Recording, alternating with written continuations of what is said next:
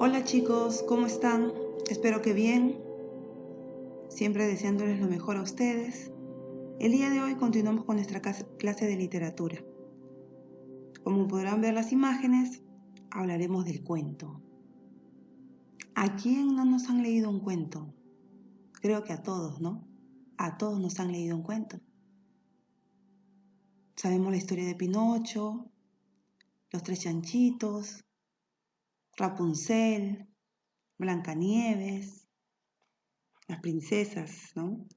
Hansel y Gretel. Los cuentos son parte de nuestra niñez, de nuestra infancia, parte de nosotros, de nuestra vida.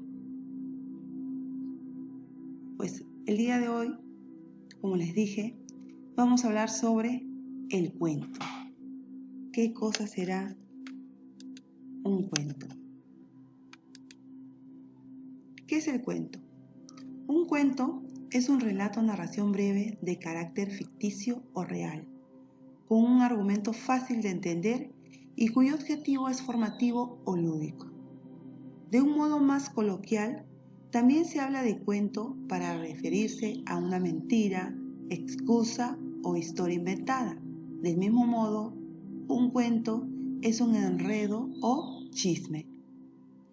El término cuento procede del latín computus, cuenta.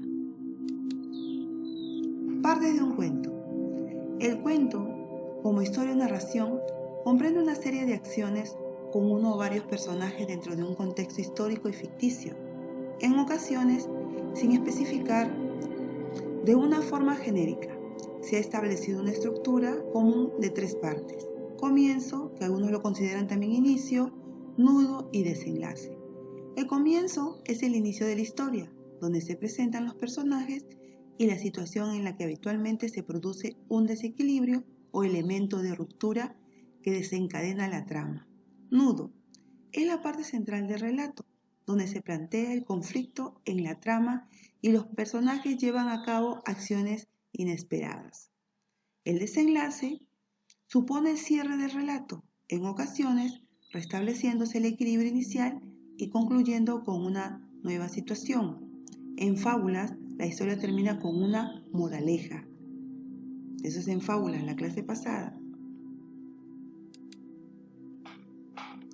Características del cuento. Aunque las historias de cuentos son muy variadas y tocan múltiples temas, comparten ciertas características comunes. El cuento tiene una estructura central, vinculada a un protagonista. En los cuentos se evitan los tramas múltiples que sí existen en las novelas.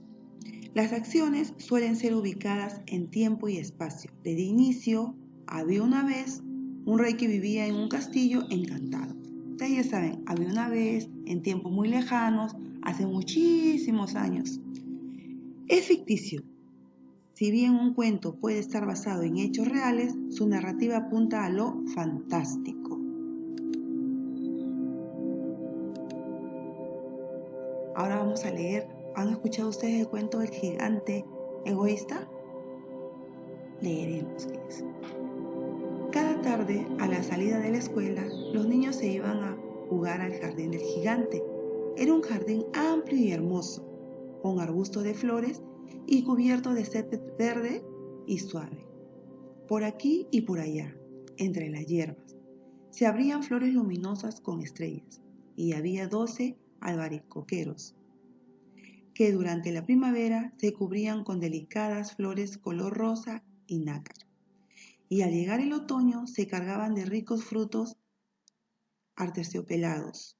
Los pájaros se demoraban en el ramaje de los árboles y cantaban con tanta dulzura que los niños dejaban de jugar para escuchar sus trinos.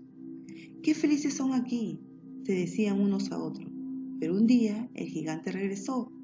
Había ido de visita donde su amigo el ogro de Cornish y se había quedado con él durante los últimos 7 años.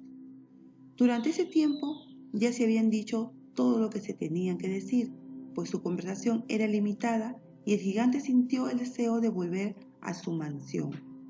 Al llegar, lo primero que vio fue los niños jugando en el jardín. ¿Qué hacen aquí?, surgió con voz retumbante. Los niños escaparon corriendo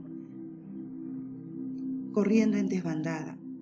Ese jardín es mío, es mi jardín propio, dijo el gigante. Todo el mundo debe entender eso y no dejaré que nadie se meta a jugar aquí. Y, de inmediato, alzó una pared muy alta y en la puerta puso un cartel que decía: entrada estrictamente prohibida, bajo las penas consiguientes. Era un gigante egoísta. Los pobres niños se quedaron sin tener dónde jugar. Hicieron la prueba de ir a jugar en la carretera, pero estaba llena de polvo, estaba plagada de pedruscos y no les gustó. A menudo rondaban alrededor del muro que ocultaba el jardín del gigante y recordaban nostálgicamente lo que había detrás. ¡Qué dichosos eran ahí!, se decían unos a otros. Cuando la primavera volvió, toda la comarca se pobló de pájaros y flores. Sin embargo, en el jardín del gigante egoísta permanecía el invierno todavía. Como no había niños, los pájaros no cantaban y los árboles se olvidaron de florecer. Solo una vez una lindísima flor se asomó entre las hierbas, pero apenas vio el cartel se sintió tan triste por los niños que volvió a meterse bajo la tierra y volvió a quedarse dormida. Los únicos que allí se sentían a gusto eran la nieve y la escarcha. La primavera se olvidó de este jardín. Se dijeron, así que nos quedaremos aquí todo el resto del año. La nieve cubrió la tierra con su gran manto blanco y la escarcha cubrió de plata los árboles, y enseguida invitaron a su triste amigo el viento del norte para que pasara con ellos el resto de la temporada. Y llegó el viento del norte, venía envuelto en pieles y anduvo rugiendo por el jardín durante todo el día, desganchando las plantas y derribando las chimeneas. ¡Qué lugar más agradable!, dijo. Tenemos que decirle al granizo que venga a estar con nosotros también. Y vino el granizo también. Todos los días se pasaban 3 horas tamborileando en los tejados de la mansión, hasta que rompió la mayor parte de las tejas. Después se ponía a dar vueltas alrededor, corriendo lo más rápido que podía. Se vestía de gris y su aliento era más como el hielo. No entiendo por qué la primavera se demora tanto en llegar aquí, decía el gigante egoísta. Cuando se asomaba a la ventana y veía su jardín cubierto de gris y blanco, espero que pronto cambie el tiempo. Pero la primavera no llegó nunca, ni tampoco el verano. El otoño dio frutos dorados en todos los jardines, pero al jardín del gigante no le dio ninguno. Es un gigante demasiado egoísta, decían los frutales. De esta manera, el jardín del gigante quedó para siempre sumido en el invierno, y el viento del norte y el granizo y la escarcha y la nieve bailoteaban lúgubremente entre los árboles. Una mañana, el gigante estaba en la cama todavía cuando oyó que una música muy hermosa llegaba desde afuera. Sonaba tan dulce en sus oídos que pensó que tenía que ser el rey de los elfos que pasaba por ahí. En realidad, era solo un jilguerillo que estaba cantando frente a su ventana. Pero hacía tanto tiempo que el gigante no escuchaba cantar ni un pájaro en su jardín, que le pareció escuchar la música más bella del mundo. Entonces, el granizo detuvo su danza y el viento del norte dejó de rugir, y un perfume delicioso penetró por entre las persianas abiertas. ¡Qué bueno! Parece que al fin llegó la primavera, dijo el gigante, y salió de la cama para correr a la ventana. ¿Y qué es lo que vio? Ante sus ojos había un espectáculo maravilloso. A través de una brecha del muro habían entrado los niños y se habían trepado a los árboles. En cada árbol había un niño, y los árboles estaban tan felices de tenerlos nuevamente con ellos, que se habían cubierto de flores y balanceaban suavemente sus ramas sobre sus cabecitas infantiles. Los pájaros revoloteaban cantando alrededor de ellos, y los pequeños reían. Era realmente un espectáculo muy bello. Solo en un rincón el invierno reinaba. Era el rincón más apartado del jardín y en él se encontraba un niñito, pero era tan pequeñín que no lograba alcanzar a las ramas del árbol, y el niño daba vueltas alrededor del viejo tronco llorando amargamente. El pobre árbol estaba todavía completamente cubierto de escarcha y nieve, y el viento del norte soplaba y rugía sobre él, sacudiéndole las ramas que parecían a punto de quebrarse. Sube a mí, niñito, decía el árbol, inclinando sus ramas todo lo que podía, pero el niño era demasiado pequeño. El gigante sintió que el corazón se le derretía. «¡Cuán egoísta he sido!», exclamó. «Ahora sé por qué la primavera no quería venir hasta aquí. Subiré a ese pobre niñito al árbol y después voy a botar el muro. Desde hoy mi jardín será para siempre un lugar de juego para los niños». Estaba de veras arrepentido por lo que había hecho. Bajó entonces la escalera, abrió cautelosamente la puerta de la casa y entró en el jardín. Pero en cuanto lo vieron los niños se aterrorizaron, salieron a escape y el jardín quedó en invierno otra vez. Solo aquel pequeñín del rincón más alejado no escapó, porque tenía los ojos tan llenos de lágrimas que no vio venir al gigante. Entonces el gigante se le acercó por detrás, lo tomó gentilmente entre sus manos y lo subió al árbol. Y el árbol floreció de repente, y los pájaros vinieron a cantar en sus ramas. Y el niño abrazó el cuello del gigante y lo besó. Y los otros niños, cuando vieron que el gigante ya no era malo, volvieron corriendo alegremente. Con ellos la primavera regresó al jardín. «Desde ahora, el jardín será para ustedes, hijos míos», dijo el gigante, y tomando un hacha enorme, echó abajo el muro. Al mediodía, cuando la gente se dirigía al mercado, todos pudieron ver al gigante jugando con los niños en el jardín, más hermoso que habían visto jamás. Estuvieron allí jugando todo el día y al llegar la noche los niños fueron a despedirse del gigante.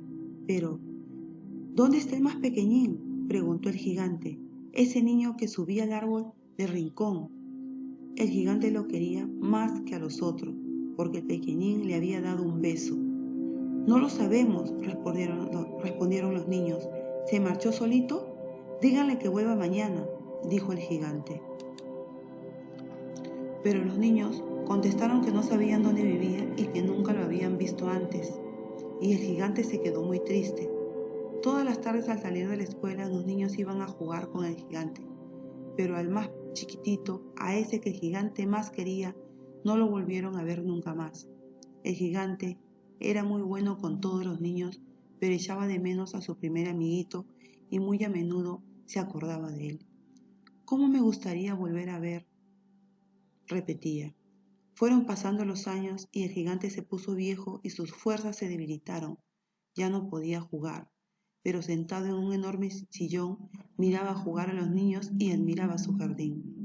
«Tengo muchas flores hermosas», decía, «pero los niños son las flores más hermosas de todas».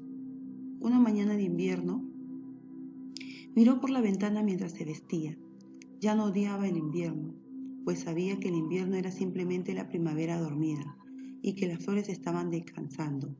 Sin embargo, de pronto se refregó los ojos, maravillado, y miró.